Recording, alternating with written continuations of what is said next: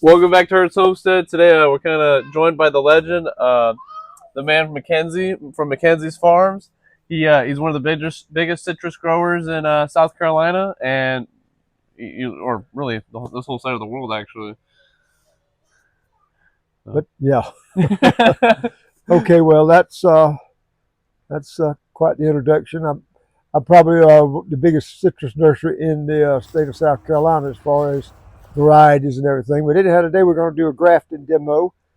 He drove over this morning and wanted to get a little grafting lesson, so we're going to do that. He's probably going to have to get some close-ups with the camera, but we're happy to do a grafting demo, so we'll do that at this time.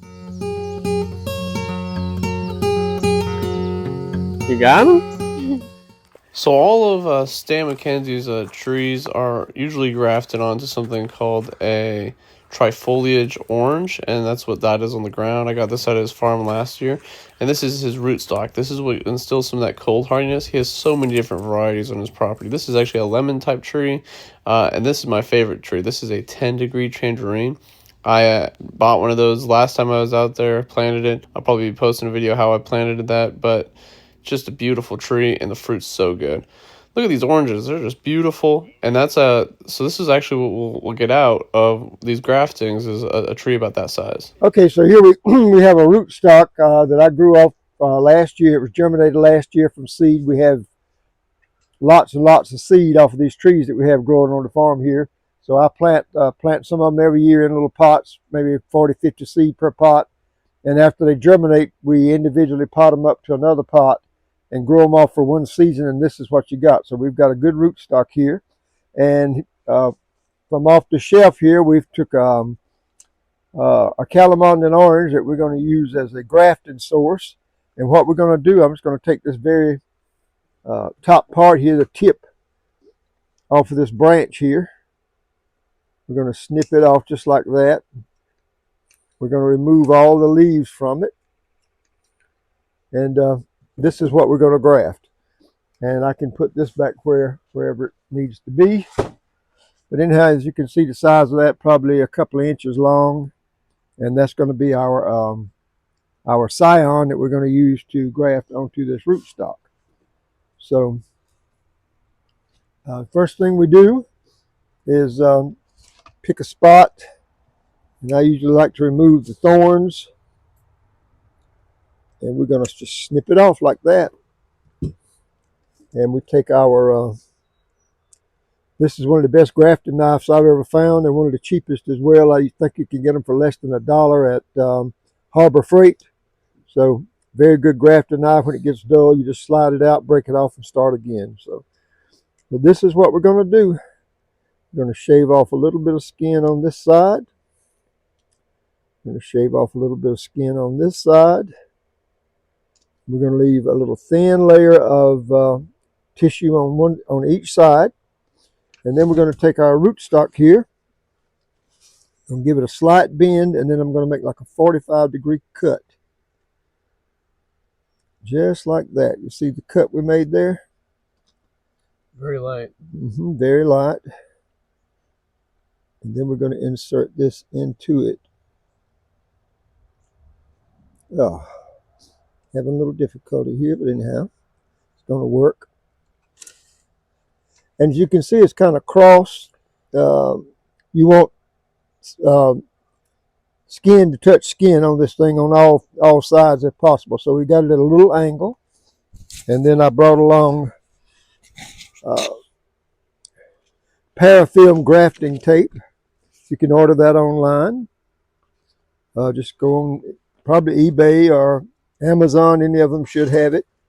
We're going to cut off a strip of it, and then we're going to do this into 3 different strips. And it has a backing on it that has to be removed. There we go. Just like that. Okay, and once we have our parafilm ready to wrap, I see one little detail here that I missed. This little spine right here needs to be removed. Put you back in place. And now, this is the tricky part. I made one wrap. Now I'm going to take my finger and apply pressure to this to make sure that the skin is touching skin, because if it doesn't, the graft will fail. And you want to cover the whole thing all the way up to the top. And I always leave a little flag like this, so when you see the thing start growing, you can take the little flag and remove it instead of grafting all the way up to the top. But that's my method of doing it. That's, I think, called a veneer graft, side graft. And you'll walk right here. I'll show you the results. These were done on 12/24. This is the Carolina lime, which is a real hot seller now. But see, that is completely calloused over. And you can plainly see just how that was done. So that's the Carolina lime. Here's some more 10-degree tangerine that we did. So that's one way of grafting. Now we're going to do one more real quick one. The first one I learned how to do.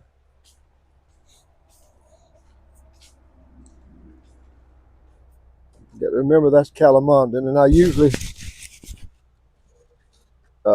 label it just as soon as I'm recycling here, calamondin. So that we know, because they'll all start looking alike if you wait. Now this is one here that failed to grow, so we're going to redo it, and we're going to use another method of grafting.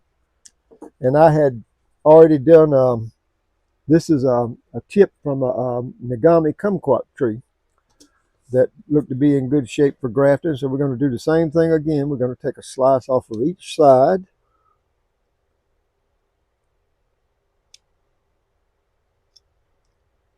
A little skin there, a little skin there.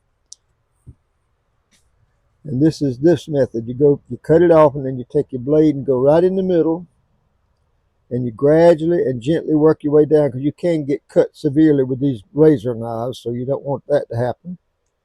And you go down about the width of the blade.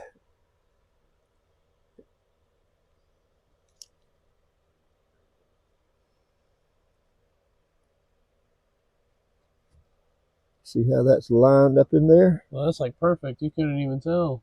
It's hard to tell. And then we're going to get another piece of grafting tape. What's your like success to fail ratio, I guess, for grafts taking? Probably 75-25 would be a guess. 75 is success. 75 success, 25 failure. And here again, I'm squeezing this thing together as I'm wrapping. I'm stretching.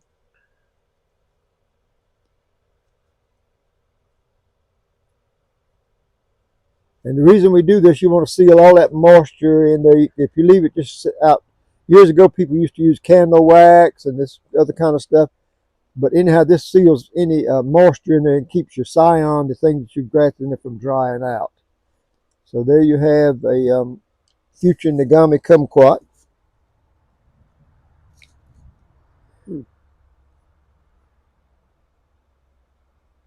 And I'm going to put the month we did that, so today is March.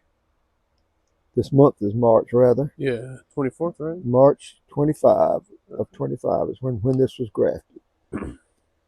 So there we go. And those are two grafts that we got accomplished this morning. We really have to appreciate them for letting us come out there. Stan McKenzie's such a great man. Go out there and support him. Yeah, so I failed a lot with citrus, a lot. And I think I finally got it down to a T, so stay updated.